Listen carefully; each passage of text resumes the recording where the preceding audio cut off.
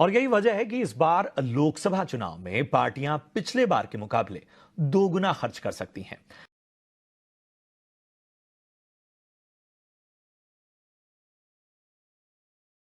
और चुनाव में होने वाले इस बेहिसाब खर्च के मुद्दे पर चर्चा करने के लिए हमारे साथ एक बेहद खास मेहमान जुड़े हुए हैं। जाने माने राजनीतिक विश्लेषक ए.के. मिश्रा साहब हमारे साथ इस वक्त बने हुए हैं। मिश्रा साहब, बहुत बहुत स्वागत आपका। समय देने के लिए आपका बहुत बहुत धन्यवाद।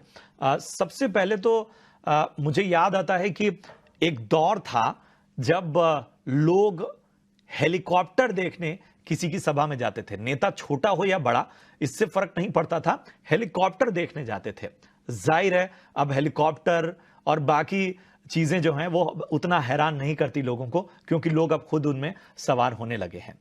अब दौर बदल चुका है, डिजिटल मीडिया का दौर आ गया है, बहुत सारे नैरेटिव सेट्स किए जाते हैं, लेकिन इन सब के बीच में चुनावी खर्च इस तरह का दायरा उसका बढ़ रहा है कि ये विदेशों में होने वाले चुनावों के ऊपर भी भारी पड़ रहा है। किस तरह से देखते हैं लोकतंत्र में इस चुनावी खर्च को, और जनता इसे कैसे मापती है? क्या जनता पर इन चीजों का असर पड़ता है? मुझे बुलाने के लिए मैं आपको बता दूं कि पॉलिटिकल एनालिस्ट के साथ साथ, चूंकि मैं एक बिजनेस कंसल्टेंट भी हूं, तो मार्केटिंग वगैरह भी पढ़ी है। बहुत इंटरेस्टिंग टॉपिक है। मैं 2-3 फिगर जल्दी से आपको बता दूं। लगभग 2000 के आसपास रजिस्टर्ड पार्टियां हैं, और अगर हम 10,000 का बेस लेके चले कि 10,000 कैंडिडेट टोटल खड़े होते हैं मैक्सिमम, तो आप ये मान के चलिए कि लगभग 1.2 लाख करोड़ का जो खर्चा है, तो पर हेड का खर्चा यहाँ देखा जाए तो 22 से 12 करोड़ रुपए पर हेड, यानी पर कैंडिडेट का खर्चा आएगा।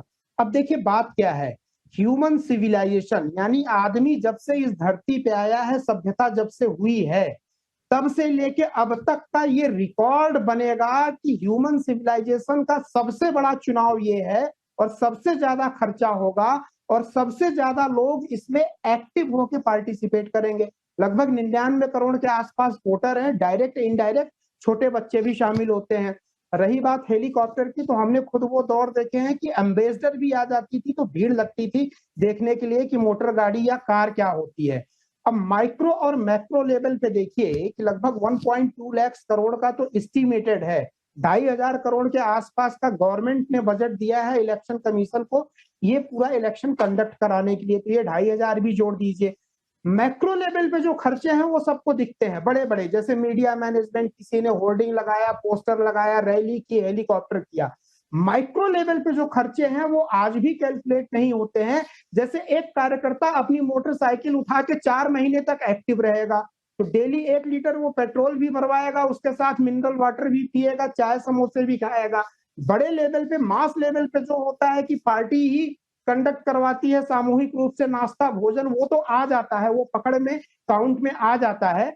तो मैक्रो और माइक्रो लेवल पे देखेंगे तो लगभग 2.5 से 3 लाख करोड़ रुपए का मार्केट टर्नओवर मुश्किल से 3 महीने के भीतर ये होने जा रहा है। तो इतनी बड़ी मार्केट एक्टिविटी, आप पॉलिटिकल उसके एंगल से अगर मत देखिए, मार्केट टर्नओवर एक शॉर्ट टर्म का मार्केट जो डेवलप हुआ है यहाँ पे 3-4 महीने के लिए, और उसका टर्नओवर अगर 2.5 से 3 लाख करोड़ रुपए है, तो वी कैन इमेजिन कि जो अभी एक एनएसएसओ की रिपोर्ट आई थी कि परचेजिंग कैपेसिटी बड़ी बढ़ गई है इंडियन कंज्यूमर की। परचेजिंग कैपेसिटी मतलब आप ये समझिए स्पेंडिंग कैपेसिटी भी। तो ये एक मामले में बहुत पॉजिटिव भी मैं मानता हूं, दूसरे मामले में मैं इसको रिस्ट्रिक्ट भी करना चाहता हूं, क्योंकि चुनाव खर्चीला हो जाने के कारण योग्य कैंडिडेट कहीं ना कहीं खर्च और चमक धमक के कारण उनकी योग्यता दब जाती है। तो उस हिसाब से नैतिक आधार पे देखा जाए तो इसको मैं बहुत अच्छा नहीं मानता हूं, लेकिन मार्केट के हिसाब से देखा जाए तो 4 महीने में जो इतना बड़ा और मार्केट बाजार में जो फ्लो है है, उसके हिसाब से तो ठीक है, उसके हिसाब से ठीक है, लेकिन जो आपने बात कही उसी में मैं एक चीज और जोड़ना चाहता हूं सर, कि क्या बहुत, मतलब हम कैंडिडेट की तो बात कर ही रहे हैं, लेकिन क्या इतना बड़ा चुनाव होना, इतना खर्च होना, जिस तरह से बड़ी बड़ी पार्टियां पैसा पानी की तरह बहा रही हैं, वो कई पार्टियों के लिए अब एक दबाव भी हो गया है कि वो आखिर इस चुनाव को लड़ें तो लड़ें कैसे। मुझे याद है कि एक वक्त पे कई प्रवक्ता या कई पार्टी के दिग्गज ये मुखर होकर बोल देते थे कि इस तरह के महंगे चुनाव लड़ने की उनके कई उम्मीदवारों में कुवत ही नहीं है, वो कहां से इतने संसाधन जुटाएंगे? बिल्कुल, देखिए राजनीति में शुचिता की अगर बात करें तो अभी कुछ दशक पहले तक ये चीजें होती थी। उसके पीछे कारण है, तब हेलीकॉप्टर, कार वगैरह भी जो है ज्यादा अवेलेबल नहीं होते थे। साइकिल से लोग 1 टू 1 कांटेक्ट ज्यादा होता था। उस वक्त इन्फ्लुएंसिबिलिटी के लिए, इन्फ्लुएंस करने के लिए, देखिए ये इलेक्शन एक नायाब उदाहरण है मार्केटिंग का, परसेप्शन डेवलपमेंट का, ब्रांड मैनेजमेंट का। दुनिया में ये नायाब उदाहरण है ये 4 महीने की, किस हिसाब से परसेप्शन डेवलपमेंट मैनेजमेंट काम करता है, किस हिसाब से ब्रांडिंग मैनेजमेंट काम करता है। तो उस वक्त इतने रिसोर्स भी नहीं थे, इतने साधन भी नहीं थे। अब 1 मिनट के लिए नैतिकता और शुचिता को आप थोड़ा अगर इतर करके रखें तो आप ये देखेंगे कि भारत अपने आप में इतना बड़ा देश है कि उसको कवर करने के लिए आपको ये साधन चाहिए ही चाहिए। अगर जन जन तक आपको बात पहुंचानी है, हमें पता है कि हमारे बचपन में कभी भी कोई नेता या मंत्री तो कई जगह पहुंचते ही नहीं थे, गांव में तो पहुंचते ही नहीं थे, प्रयागराज और बनारस के बाद बीच में तो पहुंचते ही नहीं थे।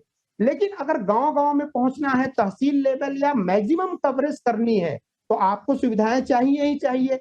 आज सुविधाएं हैं, रोड है, हेलीकॉप्टर है, तो प्रयोग करना चाहिए। अगर नैतिकता और शुचिता को हटा दिया जाए तो ये जो आर्टिफिशियल सही बात आपने कही, बिल्कुल सही बात आपने कही मिश्रा सर। और मैं लिटरली इस चर्चा को और आगे कभी ले जाऊंगा। आज मेरे पास समय की कमी है, समय की पाबंदी है, लेकिन मुझे लगता है कि थोड़ा और हम आगे बढ़ेंगे तो एक अलग से आपसे चर्चा करेंगे, और मैं चाहूंगा, आपसे वादा भी लूंगा कि आप उस चर्चा में शामिल हों और जरा हम इसको और वास्ट तरीके से समझने की कोशिश करेंगे। आज हमने एक छोटी चर्चा रखी आम वोटर्स को समझाने के लिए कि आखिर इकोनॉमिक कनेक्शन इसका है कैसा, और बाकी चीजें किस तरह से प्रभावित करती हैं चुनावी खर्चे को, क्यों इतना बेहिसाब खर्च हो रहा है। बहुत बहुत शुक्रिया सर हमें समय देने के लिए।